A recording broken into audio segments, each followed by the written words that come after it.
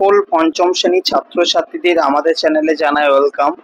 তোমরা প্রত্যেকেই আজকের এই ভিডিওটি দেখতে থাকো। আজকের এই ভিডিওতে আমরা ক্লাস 5 এর দ্বিতীয় পর্যায়ক্রমিক মূল্যায়নের আমাদের পরিবেশ এই বিষয়টির ওপর তোমাদের যে প্রশ্নপত্রটি হয় 30 নম্বরের সেই প্রশ্নপত্র তুলে ধরবো, এবং শুধুমাত্র প্রশ্নপত্রই নয়, সাথে তোমাদের প্রত্যেকটা উত্তরও করে দেখাবো।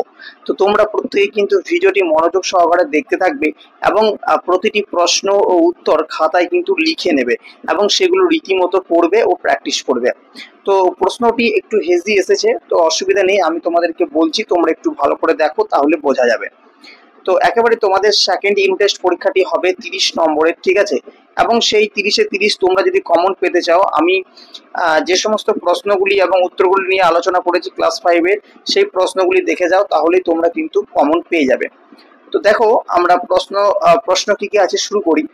প্রথম দেখতে পাচ্ছ তোমাদের একের জায়গায় 7টা শর্ট প্রশ্ন আছে, 1 নম্বরে, মোট হচ্ছে 7 নম্বর। প্রথম প্রশ্ন বলা হচ্ছে, এখানে বলেছে যে কোনো 7টি, তোমাদের এখানে 8টি প্রশ্ন আছে, তো যে কোনো তোমরা 7টি করবে। প্রথম প্রশ্ন, কয়লা কোথা থেকে পাওয়া যায়? আমরা জানি কয়লা কোথা থেকে পাওয়া যায়। কয়লা খনি যে সমস্ত অঞ্চল, কোনগুলো থেকে পাওয়া যায় বললাম, আমার সাথে সাথে প্রত্যেকে লিখে নেবে কয়লা খনি অঞ্চল থেকে, ঠিক আছে? কয়লা খনি অঞ্চল কিরকম, যেমন ধরো আসানসোল, রানীগঞ্জ, ঠিক আছে? এগুলো হচ্ছে কয়লা খনি অঞ্চল। কয়লা খনি সমৃদ্ধ অঞ্চল থেকে কয়লা পাওয়া যায়।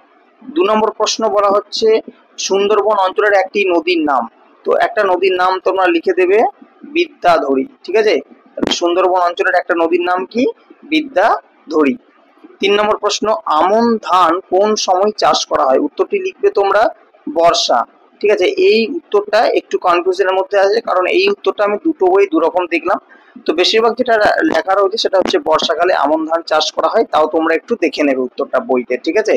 আচ্ছা, 4 নম্বর প্রশ্ন, একটি জিওল মাছের নাম লেখো। জিওল মাছ কোনগুলো? যেগুলো অতিরিক্ত কম অক্সিজেনেও শ্বাস নিতে পারে, ঠিক আছে? যেমন ধরো কই, কই হচ্ছে একটা জিওল মাছের নাম, ঠিক আছে? কই। তাহলে 1 থেকে 4-এর যে উত্তর সেটা হবে কই মাছ। 5 নম্বর প্রশ্ন, শিক্ষক দিবস কবে পালিত হয়? প্রত্যেকেই জানো, প্রত্যেকে জানার কথা, 5 সেপ্টেম্বর, তাই তো? 5 বা 5ই সেপ্টেম্বর, ঠিক আছে? তোমরা লিখবে যে এটা 5ই সেপ্টেম্বর পালিত হয়, 5 সেপ্টেম্বর। 6 নম্বর প্রশ্ন, শ্বাসমূল জাতীয় একটি উদ্ভিদ। আমরা কি জানি শ্বাসমূল জাতীয় একটি উদ্ভিদ? যাদের শ্বাসমূল দেখা যায়, তাই তো? কোন উদ্ভিদের শ্বাসমূল দেখা দেয়? সুন্দরী, তাহলে উত্তরটা হবে সুন্দরী। সুন্দরবন অঞ্চলে পাওয়া যায়। 7-এর প্রশ্ন, পশ্চিমবঙ্গের রাজধানীর নাম কি? প্রত্যেকে জানি আমরা পশ্চিমবঙ্গের রাজধানীর নাম কি? কলকাতা, ঠিক আছে? কলকাতা হচ্ছে পশ্চিমবঙ্গের রাজধানী। তারপর 8 নম্বর প্রশ্ন, একটি রাসায়নিক সারের নাম। একটি রাসায়নিক সারের নাম কি?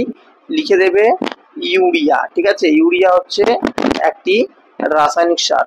আর যদি বলে একটা জৈব সারের নাম, তখন লিখবে গোবর সার, ঠিক আছে? ইউরিয়া হচ্ছে একটা রাসায়নিক সার।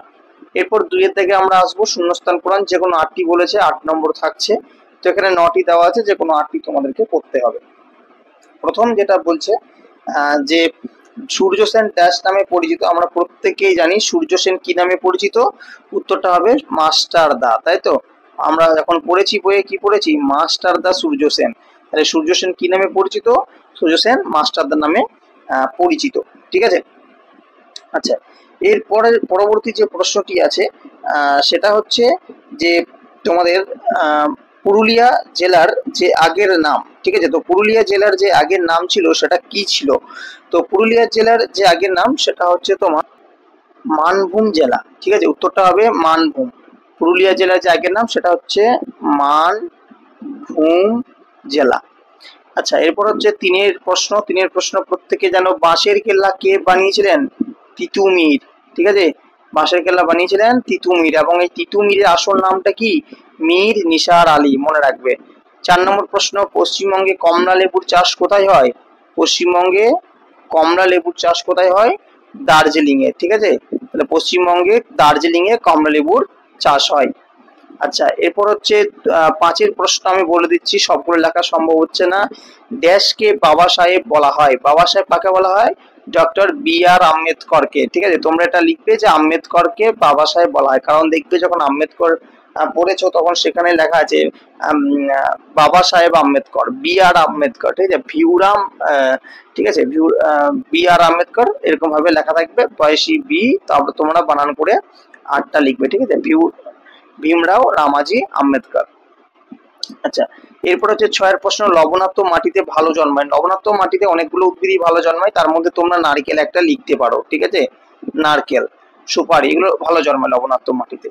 তারপর হচ্ছে 7 প্রশ্ন, আমাদের প্রত্যেকেরই জানা, গান্ধী বুড়ি হলেন। গান্ধী বুড়ি কাকে বলা হয়? মাতঙ্গিনী হাজরাকে। 8 প্রশ্ন, ড্যাশ মাছ প্রায় নিশ্চিহ্ন হওয়ার মুখে। যে মাছগুলো দিনে দিন হারিয়ে যাচ্ছে তার মধ্যে রয়েছে একটা সরপুঁটি। সরপুঁটি যে মাছ সেটা একেবারে নিশ্চিহ্ন হওয়ার মুখে। 9 প্রশ্ন, ড্যাশ আনন্দমঠ লিখেছিলেন। আনন্দমঠ হচ্ছে একটা উপন্যাস এবং এটি লিখেছেন বঙ্কিমচন্দ্র চট্টোপাধ্যায়। এরপর আসবো আমরা 3 দাগের, এখানে শর্ট প্রশ্ন রয়েছে, এমসিকিউ, সঠিক উত্তরটা বাছাই করে লিখতে হবে, ঠিক আছে। তো এখানে 4টি দেওয়া আছে এবং এখানে বলা আছে যে কোনো 5টি, এটা ভুল দেওয়া আছে, এইদিকে তোমরা দেখবে না। তো এখানে তোমাদের প্রথম প্রশ্নে বলা হচ্ছে রবি শস্যের উদাহরণ হলো, রবি শস্য হচ্ছে গম, ঠিক আছে। এখানে 4টি অপশন আছে, ধান, গম, পাট, আখ। তো সঠিক যে উত্তর সেটা হবে গম, ঠিক আছে, সঠিক উত্তরটা গম হবে। এখানে ধানের চিক দেওয়া আছে, তোমরা ধানটা দেখবে না, গম উত্তর হবে। তার পরবর্তী যে প্রশ্ন, জগদীশ চন্দ্র বসু জন্মগ্রহণ করেন। জগদীশ চন্দ্র বসু জন্মগ্রহণ করেন 1858, 1856, 1865, 1863। সঠিক উত্তর হবে 1858 সালে জন্মগ্রহণ করেন। 3 নম্বর প্রশ্ন বলা হচ্ছে ধান ভালো হলে অভাব হবে না কিসের? ধান তো একটা খাবার, তাই না? তাহলে ধান যদি ভালো হয় নিশ্চয়ই খাবারের অভাব হবে না। 4টি অপশন আছে, খাবারের, জলের, কয়লার, লোহার। সঠিক উত্তর হবে খাবারের।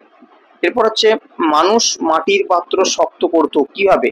পিটিয়ে, পুড়িয়ে, ধাতু দিয়ে, জল দিয়ে। উত্তর হবে পুড়িয়ে। মানুষ মাটির পাত্র কিভাবে তৈরি করত? আগুন দিয়ে পুড়িয়ে মাটির পাত্র তৈরি করতো যাতে সে মাটির পাত্রটা শক্ত হয়। এরপর আসবো আমরা 4 দাগের, প্রত্যেকটা যে কোনো 4টে করতে বলেছে, তোমাদের এখানে 2.5 নম্বর করে দিয়েছে, তো অনেক সময় 2 নম্বর করে কিন্তু দেওয়া থাকে। প্রশ্নের প্যাটার্ন কেমন হবে সেটা নির্ভর করছে তোমাদের স্কুলের ওপর। তো এখানে দেখো প্রত্যেকটা প্রশ্ন আমি তোমাদের বলে দেবো উত্তরগুলো কি হবে। তো প্রথমত 4 দাগের 1 প্রশ্ন, আচার্য প্রফুল্লচন্দ্র রায় স্মরণীয় কেন? প্রত্যেকে কিন্তু লিখবে, আমি বলছি আচার্য প্রফুল্লচন্দ্র রায় স্মরণীয় কেন। এই প্রশ্নের উত্তর এটা হবে যে আচার্য প্রফুল্লচন্দ্র রায় ছিলেন ভারতের একজন বিরাট বিজ্ঞানী এবং সেই বিজ্ঞান হিসাবেই তিনি স্মরণীয় ছিলেন। এছাড়াও তিনি খুব ভালো শিক্ষকও ছিলেন এবং ছাত্রদেরও তিনি খুব ভালোবাসতেন। এই কারণেই আচার্য প্রফুল্লচন্দ্র রায় প্রত্যেক মানুষের কাছে স্মরণীয় হয়ে আছেন। 2 নম্বর প্রশ্ন, চাষের যন্ত্রপাতি সম্পর্কে লেখো। দেখো, চাষের যন্ত্রপাতি বলতে আধুনিক 2টি যন্ত্রপাতি রয়েছে, প্রথমত হারভেস্টার এবং দ্বিতীয়ত পাওয়ার টিলার। তো হারভেস্টার যে যন্ত্রটি রয়েছে সেটি দিয়ে ধান কাটা এবং ধান ঝাড়া হয়, আর পাওয়ার টিলার দিয়ে কি করা হয়? জমিকে খুব কম সময়ের মধ্যে চষে ফেলা হয়, ঠিক আছে। এই হচ্ছে 2টি যন্ত্রপাতি। এছাড়াও আমাদের গ্রামগঞ্জে নানা রকম যন্ত্রপাতি ব্যবহার করা হয়, লাঙ্গল, তোমরা কয়েকটা নাম লিখে দিতে পারো। 3 দাগের প্রশ্ন, বেশি রাসায়নিক সার ও কীটনাশক সারের ব্যবহারের কুফলগুলি দেখো। দেখো, বেশি পরিমাণ যদি রাসায়নিক সার বা কীটনাশক ব্যবহার করা হয় এর ফলে জমির যে উর্বরতা, চাষের জমির মাটির যে উর্বরতা, সেই উর্বরতা নষ্ট হয়ে যাবে।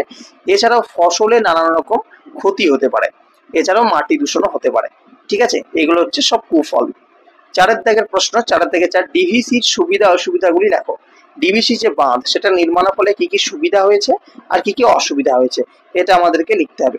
প্রথমের পয়েন্টটা আমরা যেটা বলবো সেটা হচ্ছে সুবিধা। কি কি সুবিধা হয়েছে সেগুলো একটু বলে নি। দেখো, সুবিধা হচ্ছে যে ওই ডিভিসির মাধ্যমে যে জলটা হয়, বৃষ্টির যে জল হয় সেই জলটাকে আটকে রাখা যায়, যার ফলে কি হয় না বন্যা হতে পারে না, ঠিক আছে, বন্যা হতে পারে না এবং সেই জল দিয়ে কিন্তু সেখান থেকে চাষ আবাদে সেই জল কিন্তু কাজে লাগানো হয় এবং সেই জল চাষের কাজে লাগানো হয়। এটা হচ্ছে সুবিধা। এবারে আমরা বলবো যে অসুবিধা কি হতে পারে। দেখো, ডিভিসির যত অসুবিধা হচ্ছে এটাই যে যতগুলো জলাধার করার কথা হয়েছিল ততগুলো যেহেতু করা হয়নি, তাই বর্ষার জলটা পুরোটাই আটকানো কিন্তু যায় না, সম্পূর্ণভাবে আটকানো যায় না। অনেক যখন বর্ষা হয় তখন কিন্তু জল ছাড়তে হয়, যার ফলে আশেপাশের যে অঞ্চল সেখানে কিন্তু বন্যা হয় এবং আশেপাশের যে চাষ জমি সেখানে কিন্তু ব্যাপক ক্ষতি হয়। এই গেল 4 দাগের 4 প্রশ্ন। 4 দাগের 5 প্রশ্ন, আমাদের দেশে কোন কোন পদ্ধতিতে মাছ ধরা হয়? আমাদের দেশে নানান পদ্ধতিতে মাছ ধরা হয়ে থাকে, যেমন ধরো জাল দিয়ে মাছ ধরা হয়, বাঁশের শোলা দিয়ে মাছ ধরা হয়। যে জায়গাতে জল প্রবল বেগে আসে সেই জায়গাতে বাঁশের শোলা ওই মুখটাতে লাগিয়ে সেখানে কিন্তু মাছটাকে ধরা হয়। তো তোমরা কি কি বলবে? একটা বলবে জাল দিয়ে মাছ ধরা হয়, আর একটা হচ্ছে বাঁশের শোল দিয়ে মাছ ধরা হয়, বাঁশের শোল দিয়ে মাছ ধরা হয়। ঠিক আছে। 6 দাগের প্রশ্ন, ভীমরাও রামজি আম্বেদকরকে আজও আমরা স্মরণ করি কেন? দেখো, আম্বেদকর ছিলেন একজন শ্রদ্ধার মানুষ, ভারতের একজন শ্রদ্ধার মানুষ। ভারতবর্ষের যে সংবিধান ডক্টর বি.আর. আম্বেদকর বানিয়েছিলেন, তাই তাকে সবাই শ্রদ্ধা করে এবং তাই তিনি আজও আমাদের প্রত্যেকের মধ্যে স্মরণীয় হয়ে আছেন। ঠিক আছে। তো এই ছিল তোমাদের ক্লাস 5-এর সেকেন্ড ইউনিট টেস্ট পরীক্ষার আমাদের পরিবেশ থেকে সম্পূর্ণ প্রশ্নপত্রের উত্তর সহকারে আলোচনা। আশা করি তোমাদের এই ভিডিওটি অনেক উপকারে লাগবে, তোমরা অনেকখানি উপকৃত হবে। যদি ভিডিওটি ভালো লেগে থাকে অবশ্যই একটা লাইক করবে, কমেন্ট করবে এবং আমাদের চ্যানেলের নতুন দর্শক হয়ে থাকলে চ্যানেলটিকে অবশ্যই সাবস্ক্রাইব করবে এবং পারলে বন্ধুদের মধ্যে শেয়ার করতে একেবারেই ভুলবে না। আজকের ভিডিও তবে এখানেই রাখি, দেখা হবে পরবর্তী ভিডিওতে।